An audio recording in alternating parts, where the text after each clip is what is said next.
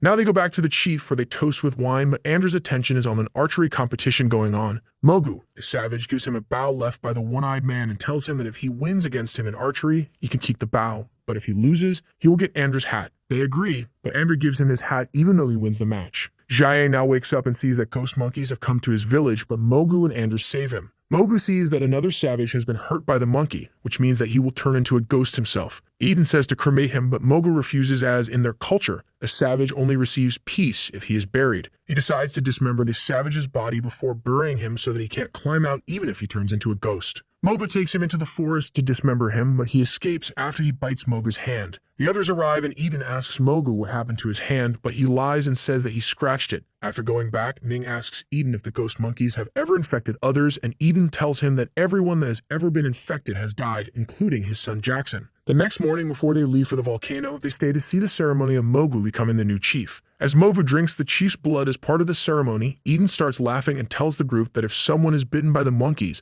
the symptoms might not appear immediately, but if they are to eat the ghost's organs, the symptoms show instantly. He tells the whole village that he added ghost organs to the blood Mogu drank because Mogu was the one that turned his son into a ghost. Mogu turns into a ghost and orders everyone to kill Eden and the others, and afterward, he attacks the previous chief. The group splits up, trying to run from the savages, with Gerard and Ding ending up together. They soon run into Ning and decide to go to the volcano when they see Sujin getting chased by the savages who managed to catch her, but they let her go as she saved their village from malaria. Ning and the others decide to keep hiding because they don't know if the savages will be as kind to them. They decide to take an alternate route to the volcano and find a beach where they decide to rest because they know the savages won't come this way. As they look at the beautiful moon, Ning remembers something about his past and starts crying. After he gains his senses, he sees that the beach is getting smaller as the tide is coming in. They try to go somewhere else but see that crocodiles are blocking their way. Ning says they should just run past them, but Ning tells him that if they do that, the last one to cross the crocodiles will surely get eaten. As Gerard and Ning try to find a different way, Ding escapes. Ding now thinks about all the times he was helped by them and decides to go back and rescue them with the rope when he runs into Jiang. He tells Jiang about the situation, but just as they are about to go to the beach, they are attacked by the ghost monkeys. Jiang tells Ding to help them while he handles the monkeys. At the beach, Ding throws the ropes to Ning and Gerard, who are now hiding by climbing on a tree. They connect the rope to the tree that Gerard uses to get back,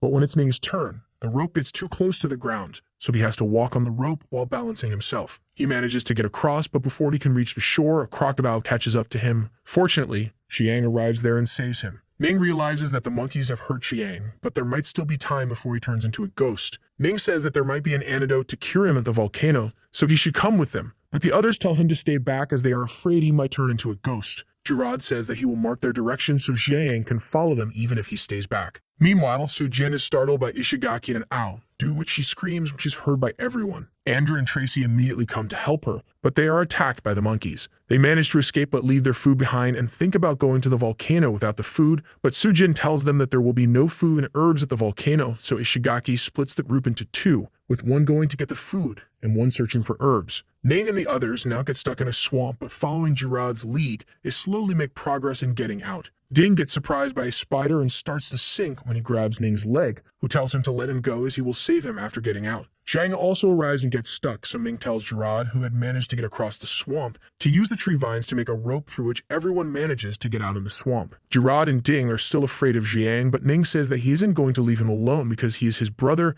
and he has been saved by Jiang many times, but Jiang makes Ning agree to kill him if he turns into a ghost. Gerard now apologizes for escaping from the swamp alone, but Ning tells him there is no need to do so as the main goal is survival. So Jin and her group are now discussing how they got across the swamp when Out tells Tracy that he thinks Ander likes her. Tracy reveals that years ago, when she worked with Interpol against a multinational drug cartel, she killed a man she thinks is Ander's brother, but she doesn't know that for sure. Meanwhile, Ning and his group find the food left by the others and start going toward the volcano. So Jin and everyone get close to the volcano, and the heat starts getting to them when they realize that Ishigaki is missing. They search for him separately, but hear O's scream, who also disappears. Andrew and Tracy are suspicious of each other and are blaming one another when they hear Sujin screaming and see her drowning in quicksand. They try to help her but get sucked into it and fall through it into a cave where they are reunited, but they find Ishigaki unconscious. Ning and his group also reach the volcano and find a hot spring, but suddenly Gerard starts showing symptoms of malaria. They know Sujin has some medicine to cure it, so they need to find her as quickly as possible. They see Ishigaki's coat on the water stream and decide to follow it. They find a cave, but only Ding and Ning go inside because Gerard can't walk anymore and Jiang stays with him for his safety. On the other hand, the other group tries to find a way outside, so Andrew proposes that he and Tracy should go and look, but Lou offers to go instead because of the past between Andrew and Tracy, but Tracy says that she will go. Andrew and Tracy come across a man-built tunnel, and after further exploring, they realize that it's a research center, which means Ning's theory about Professor Zico was correct. They split up as the path divides into two when Tracy is attacked by someone who she believes to be Andrew and starts firing at the person. Hearing the gunshots, Andrew tries to reach Tracy, but she tries to shoot him because she thinks he attacked her. This pisses off Andrew, who now tries to kill her too, and while they are fighting, Ning and Ding arrive and try to stop them. Ning tells her that they saw Andrew in the hallway when the first gunshots were fired, which means he wasn't the one who attacked her. Tracy doesn't believe them, and Andrew tells Ning that Tracy is a criminal and he is the real Interpol. Ning, seeing that they aren't going to stop trying to kill each other, threatens to destroy all the remaining food if they don't stop fighting. Ning and the others return to where Ishigaki is, and Ning asks Sujin to come with him to treat Gerard and Jiang. He tells her that the ghost monkeys have infected Jiang, so she should just give him the medicine to treat Gerard, but she says she will have to inspect him before giving any medicine. Andrew also goes with them, but Jiang and Gerard are nowhere to be found. After looking for them for a while, they see Jiang's knife stabbed into the wall. Ning, seeing that Andrew, who is 2 meters tall, has to jump to get to the knife, realizes that Jiang in his condition couldn't have stabbed the knife that high. They go back to the group, and after Ishigaki wakes up, they go to further explore the research facility. Seeing the construction equipment, Ishigaki and Ning deduce that there must be a harbor through which the equipment is being transported, and if they can find the harbor, they will surely find a radio or some satellite communication. They now come across a room requiring an ad to get in, so they use the ad of a dead researcher beside the door. Ishigaki enters the room and, seeing a supercomputer, realizes that this is a data center. He tries to get into the master computer, but has a 40-digit password, so it will take a week for Ishigaki to bypass, but Ning tells him to use the supercomputer to speed up the process.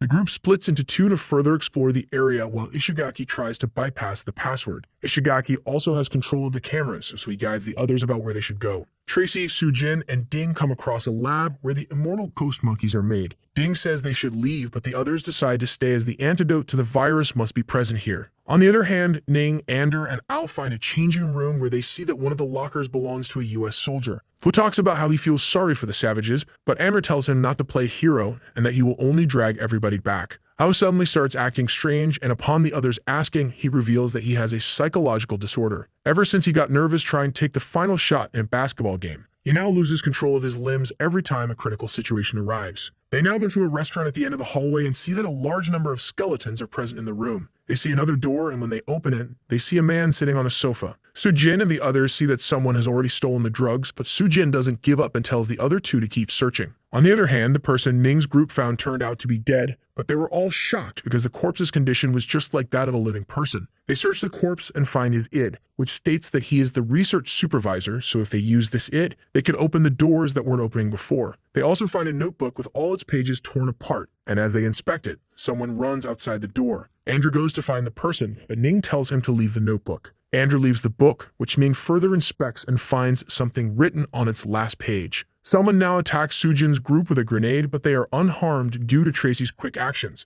Tracy tells them that she saw that Andrew attacked them, but Sujin says they shouldn't jump to conclusions. Tracy says she will provide cover, so Sujin and Ding should try to run for the door in front of them, but they know that the first person that rushes out will be in the most danger. Ding offers to be the first one and manages to reach the door, but it's too heavy, so he only manages to keep it open until Sujin and Tracy can get on the other side. Ding can't get across the door when a grenade falls on his foot and explodes. Tracy and Sujin try to find a way out, but all the other doors are closed except one which leads to a bathroom. They hide in it, but suddenly smoke starts coming out from the showers, which causes them to fall unconscious, after which the man attacking them opens the door. Ning and Ao get back to Ishigaki and ask him about the explosion when Ishigaki tells them Andrew attacked Sujin and Tracy because he saw him carrying them out in a trolley. Ning says they shouldn't blindly attack Andrew and should try to predict his next move. Ishigaki says that it will still take a while for him to crack the code, but Ning says that he doesn't have to do that anymore because he has already found the password. He gives Ishigaki the notebook from the corpse and reveals that at the end, something is written that amounts to 40 words.